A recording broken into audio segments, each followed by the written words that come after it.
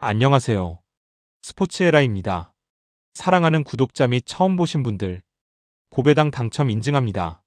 실력으로 보여드렸고 어디 누구보다 정확한 정보와 조합으로 매일 무료로 공유해드렸습니다. 스포츠는 매일 있습니다. 비록 매일 맞춘다고 말씀은 못 드리지만 결국 이번처럼 또 한 번 당첨 나옵니다. 조합은 매일 무료로 공유해드리니 함께 당첨되어 우리은행 같이 갑시다. 첫 번째 경기 AT 마드리드 대 발렌시아 분석 시작해보겠습니다.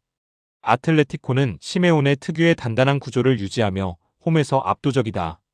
그리에즈만의 경기 조율 능력과 알바레스의 폭발적인 활동량이 공격의 핵심이다. 중원 압박과 빠른 역습 전개는 라리가 최상위권 수준이다. 홈에서 경기 템포를 완전히 가져가는 경향이 강하다.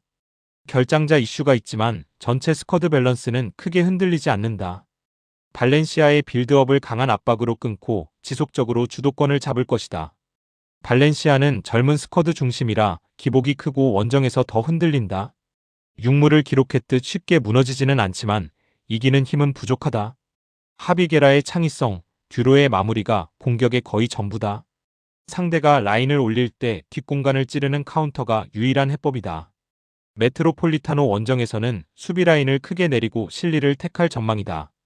승점 1점만 가져와도 성공이며 극도로 현실적인 운영을 펼칠 것이다. 전력 포몽 경기력 모두 아틀레티코가 절대 우위다.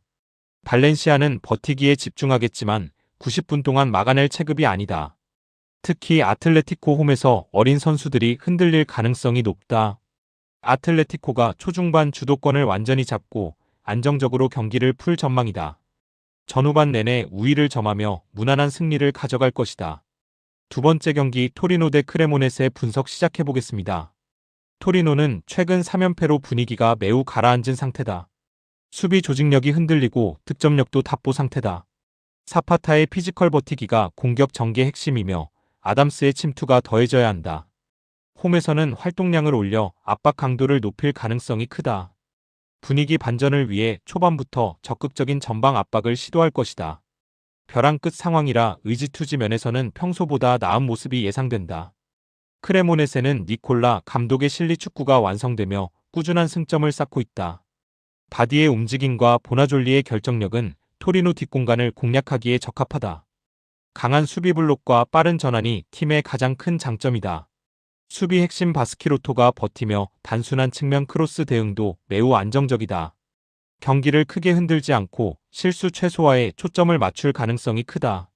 원정에서도 크게 무너지지 않는 안정적인 운영이 기대된다. 흐름은 크레모네세가 분명히 좋지만 토리노의 절박함은 변수다. 토리노가 홈에서 강한 압박을 통해 경기 주도권을 잡으려 할 것이다. 하지만 니콜라 감독 특유의 지지 않는 축구는 쉽게 뚫리기 어려운 구조다. 양팀 모두 득점력이 낮아 접전 흐름이 길게 이어질 가능성이 크다. 결국 승부는 갈리지 않을 가능성이 가장 높다. 세 번째 경기 프랑크푸르트 대 아우크스부르크 분석 시작해보겠습니다. 프랑크푸르트는 홈에서 에너지 압박 속도 모두 상승하는 팀이다. 상위권과의 승점 차가 적어 동기부여 또한 매우 높다. 리츠 도안잔 우준의 이선 움직임은 상대 수비를 흔드는 강력한 무기다. 버카르트 결장은 아쉽지만 전체 공격력은 여전히 충분하다.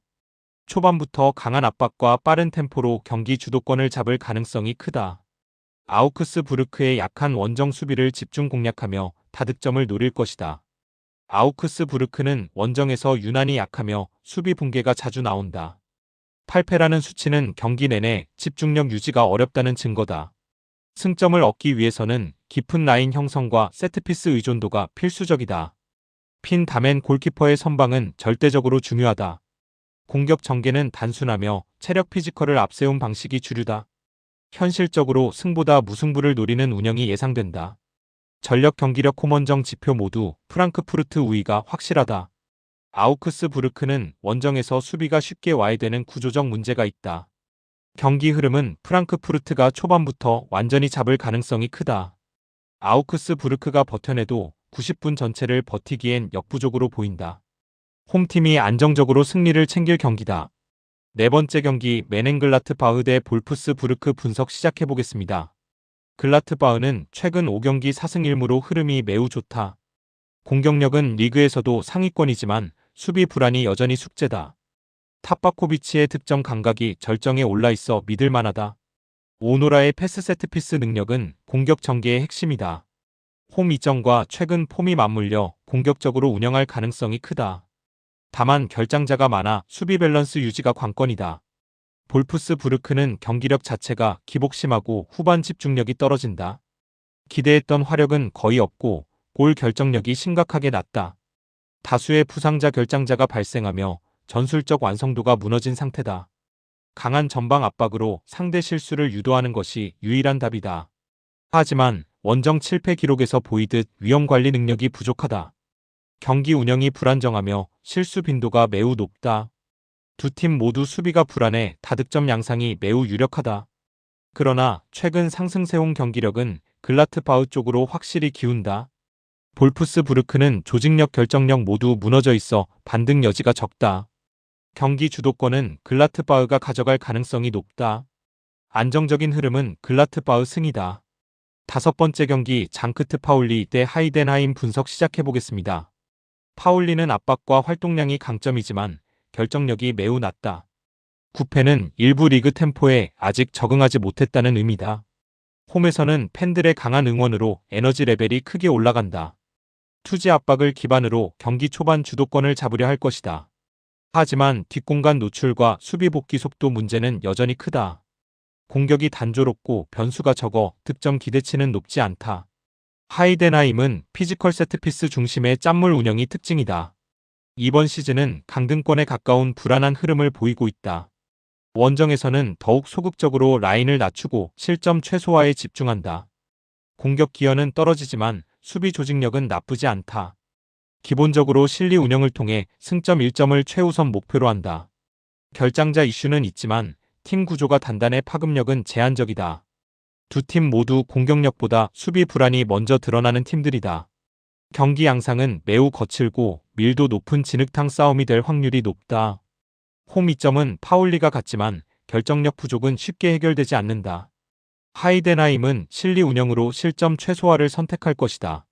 승부는 갈리지 않는 그림이 가장 현실적이다. 6번째 경기 호펜하임 대 함부르크 분석 시작해보겠습니다.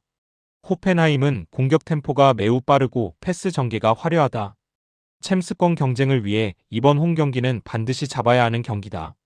크라마리치의 조유라스라니의 마무리는 팀 공격의 핵심 축이다. 홈에서 특히 득점력이 폭발하며 다양한 공격 루트를 자랑한다. 전진 라인 압박이 강해 상대 수비 실수를 유발하는 능력이 뛰어나다. 결장자가 있지만 전반적인 전력에는 큰 흔들림이 없다. 함부르크는 승격팀답게 투지는 뛰어나지만 수비 허점이 크다. 원정에서는 올 시즌 승리가 없을 정도로 경기력이 급격히 떨어진다. 수비 라인이 쉽게 흔들리며 대량 실점을 허용하는 경기가 잦다. 필리프의 결정력이 살아나야 득점 기대가 생긴다. 경기 대부분을 수비에 쓰고 역습 한 방을 노리는 구조다. 전력 흐름 원정 지표 모두 열세라 매우 어려운 일정이다. 호펜하임의 공격 화력은 함부르크가 90분 동안 막아내기 어렵다. 특히 함부르크의 원정 수비력이라면 다실점 위험이 매우 크다. 함부르크도 득점은 가능하지만 전체적인 경기 주도권은 밀릴 것이다. 호펜하임이 초반부터 템포를 끌어올리며 경기 흐름을 장악할 전망이다. 전력 차이가 명확해 호펜하임 우세가 확실하다.